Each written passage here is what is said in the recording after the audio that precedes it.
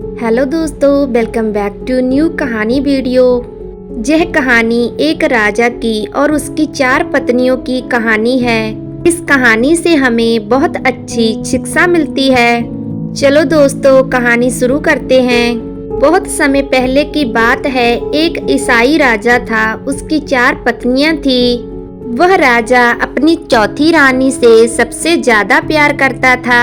उसे महंगे कपड़े लाकर देता था, उसे बहुत ही बेहतरीन खाना खिलाता था। वह अपनी दूसरी तीनों पत्नियों से ज्यादा उसे अधिक कपड़े और सुंदर कपड़े लाकर देता था।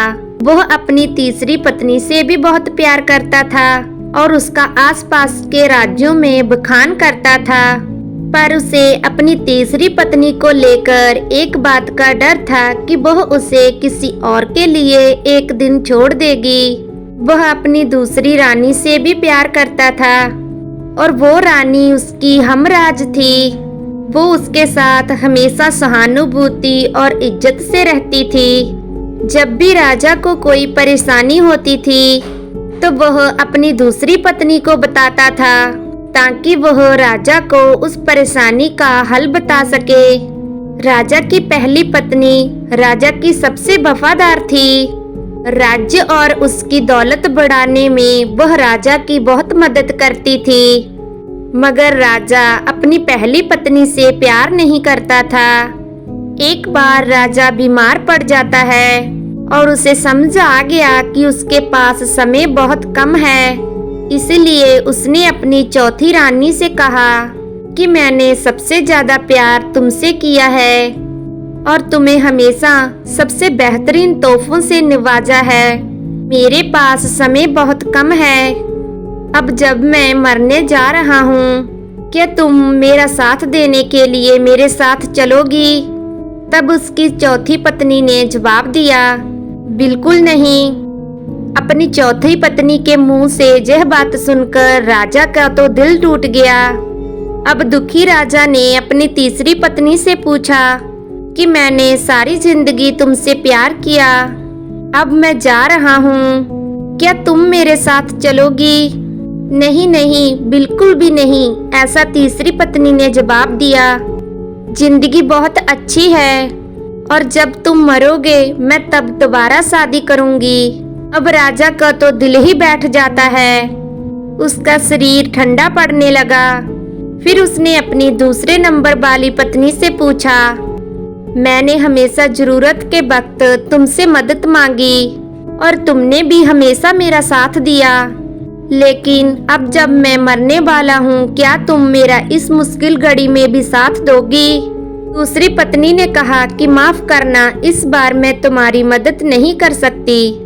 ज्यादा से ज्यादा मैं तुम्हें तुम्हारी कब्र तक छोड़ सकती हूँ।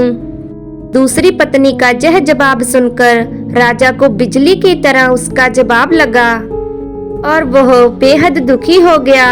तभी एक आवाज आई, मैं आपके साथ चलूंगी और जहां आप जाएंगे वहां आपके साथ चलूंगी। राजा ने अपनी नजर गमाई तो उसकी पहली पत्नी खड़ी थी। वह बेहद कमजोर थी क्योंकि वह खाती नहीं थी। दुख से भरकर राजा ने कहा कि जब मेरे पास मौका था, मुझे तुम्हारा बेहतर ध्यान रखना चाहिए था। दोस्तों, इस कहानी से हमें ये शिक्षा मिलती है कि हमारी चौथी पत्नी हमारा शरीर है। हम चाहे इसे कितना भी सजा लें, कितने भी दिल लगाएं, मृत्यु के समय ये हमारा साथ छोड़ जाएगी। हमारी तीसरी पत्नी हमारी संपत्ति और दर्जा दौलत है। जब हम मरते हैं, हमारा धन दौलत औरों को मिल जाता है और हमारी दूसरी पत्नी हमारा परिवार है।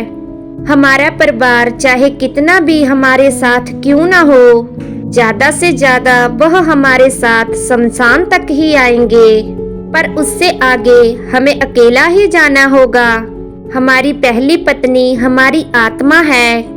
हमारी आत्मा ही हमारी एक ऐसी पत्नी है कि हम जहाँ तक जाएंगे वह हमारे साथ वहाँ तक जाएगी। इसीलिए इसे उपजाइए, ताकतवर बनाइए और इसका आज से ही ध्यान रखना शुरू कीजिए। यही भगवान ने हमें सबसे बड़ा तोहफा दिया है। कहानी को सुनने के लिए आप सबका बहुत बहुत धन्यवाद। अगर आपको कहानी सुनना अच्छा लगता है प्लीज हमारे चैनल को सब्सक्राइब एंड वीडियो को लाइक जरूर करना। बाय बाय दोस्तों, मिलते हैं न्यू कहानी वीडियो में।